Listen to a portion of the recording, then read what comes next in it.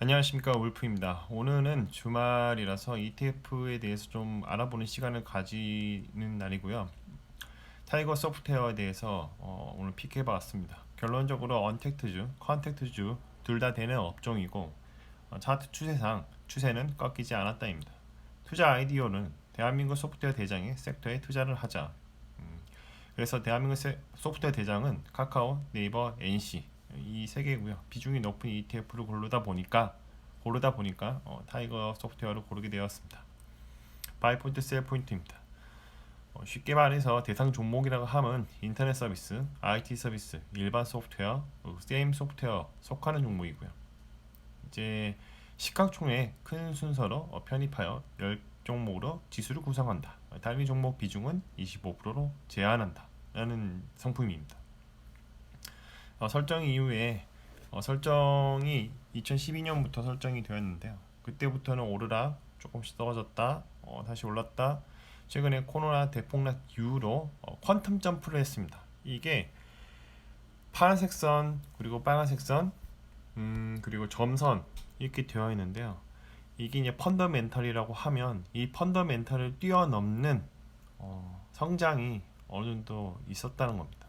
그래서 이 펀더멘탈의 이동을 퀀텀 점프라고 명명하고요. 두 번의 퀀텀 점프가 있었습니다. 이번에도 각종 엔터주나 그리고 IP 확보 그런 성장 모멘텀을 가지고 또 한 번 퀀텀 점프가 이루어지지 않을까 그렇게 생각이 됩니다. 그래서 총 보수는 0.4%고 비중수는 보면 카카오, 네이버, NC소프트가 압도적으로 높죠. 그래서 이제 제가 갖고 온 주가 차트를 보면 단기적인 측면에서 3월 코로나 대폭락 이후의 흐름을 보면 주가는 하단 디스카운트에 접근하는 흐름을 보이지만 추후에 반등함을 기대해 볼 만하다. 관련 모멘텀 요소 같은 경우는 이제 뭐 카카오 예를 들면 뭐 허헐나는 앱튼사, DNC, 뭐 대원, 미스터 블루 이렇게 되어 있는데 각종 IP를 확보하면서 성장 모멘텀을 좀 더 가져가지 않나 그렇게 생각됩니다. 비단 카카오뿐만 아니라 네이버도 마찬가지고요. 지금의 NC가 조금 휘청휘청하고 있지만 새로 나올 게임 출시가 또 이루어지고 그게 이제 수익성으로 이어진다면 향후 충분히 상승을 기대할 수 있습니다. 서브스토리입니다. 한 주간 증시 일정 외 26일부터 30일 증시 일정을 요약을 하자면 26일 월요일은 뭐 전기버스 아스트라제네카 접종 다시 시작하고요. 뭐 경찰 공무원 이런 분들께 접종을 시작한다고 합니다. 그리고 2차 전지 방문 일정이 있는데 포스코 케미칼이 나와 있고요. 친환경 차를 관공서에서는 의무적으로 구매를 해야 합니다. 압구정 여의도 토지 거래 허가 구역 27일 날 진행이 되고 주요 기업의 실적이 발표가 예정되어 있습니다.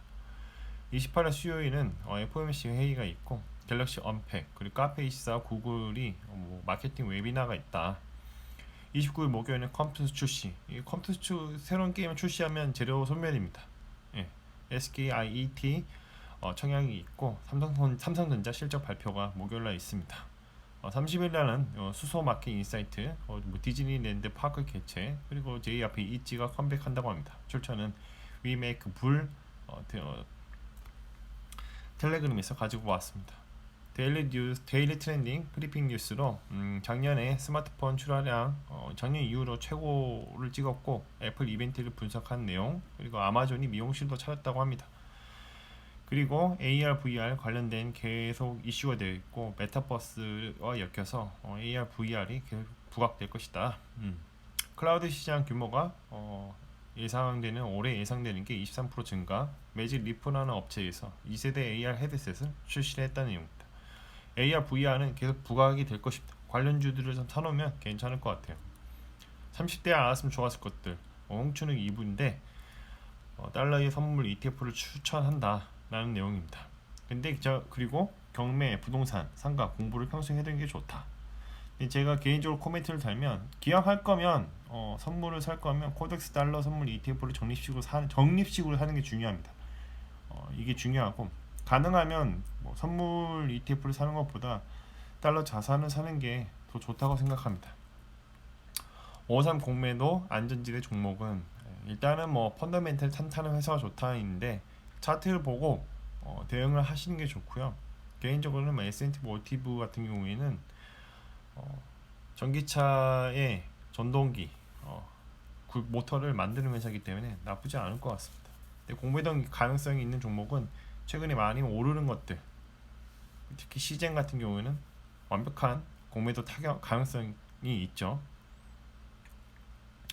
코로나19 대유행에도 화장품 수출의 역대 최고. 네.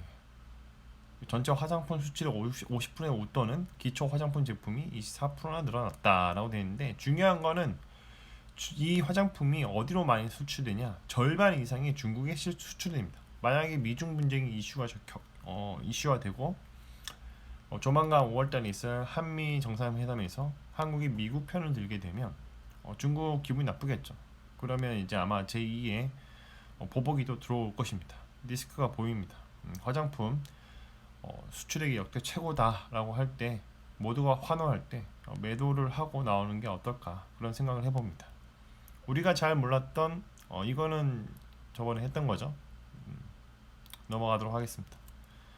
31조 시장을 잡아라. SKT. 국내 메타버스 산업을 선도한다. 이게 좀 일화가 있는데 제가 대학원 때입니다. 2012년도였을 거고요. 그때 이제 대학원 과목 중에 무슨 세미나 과목이 있었는데요. SK 상무님께서 오셔서 세미나 한 적이 있었습니다. 그때 가상현실에 대해서 이야기한 적이 있어요. 10년 전 이야기인데 되게 싸이월드에 대한 추억을 가지신 분이었습니다. 가지고 되게 사신 분이었어요. 그때 잘 기억은 안 나지만 싸이월드에 관한 되게 연구를 많이 하고 어떻게 하면 상품이나 이런 플랫폼을 개발할까 고민을 굉장히 많이 하시는 분이었습니다.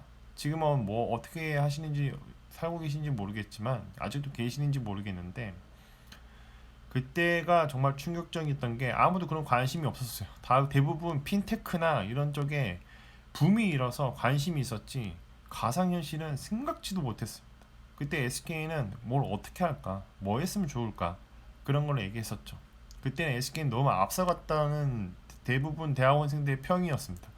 아니 무슨 싸이월드에 3D 가상현실을 만드냐. 근데 이거를 SK가 지금 SK텔레콤이 하고 있습니다. 그때 SK 상무님이라고 하신 게 정확하게는 SK텔레콤이었습니다. 그래서 31조 원 시장을 잡아라 한 뉴스가 떠서 제 옛날 과거의 추억을 다시 더듬어 보았습니다. 이번 주에는 미국 실적 발표가 있고요. 역시 불확실성이죠. 근데 뭐 좋은 불확실성이 해소가 되면 다음에 또 모멘텀을 가질 수 있는 거니까. 그래서 대형 기술주 위주인 뭐 테슬라, 마이크로소프트, 페이스북, 애플, 아마존 실적 발표가 있고 FOMC도 같이 껴있는 중요한 일주일입니다. 한번 참고하시면 좋을 것 같고요. 자, 마무리입니다. 가격은 어떻게 결정되는가? 수요와 공급의 법칙을 따른다.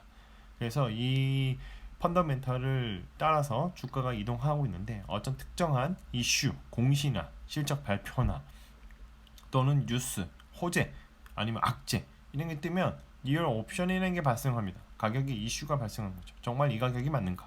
그래서 만약에 상승으로 올라간다 하면 주가는 계단식으로 상승할 것이고 계단식으로 상승하는 과정 중에서 가속화가 발생합니다. 그리고 어느 정도 리얼 옵션 가치가 최대치에 달했을 때 사람들의 생각은 바뀌는 거죠. 가격이 너무 올랐는데 이 정도면 매도해도 괜찮지 않을까? 혹은 너무 많이 오른 게 아닐까? 그래서 가격이 바뀌면 생각이 바뀌는 것입니다. 모든 가격은 시간에 종속되어 있습니다. 자, 오늘은 타이거 소프트웨어에 대해서 말씀을 드려봤고요. 언택트주, 컨택트주 둘 다 되는 업종 바로 소프트웨어고 비중이 제일 높은 종목이 바로 카카오와 네이버, NC가 비중이 높다. 그리고 주가 추세상 단기 하락으로 보이지만 추세는 아직 꺾이진 않았다입니다. 컨텐츠가 좋았다면 구독과 좋아요, 알람 설정 감사합니다.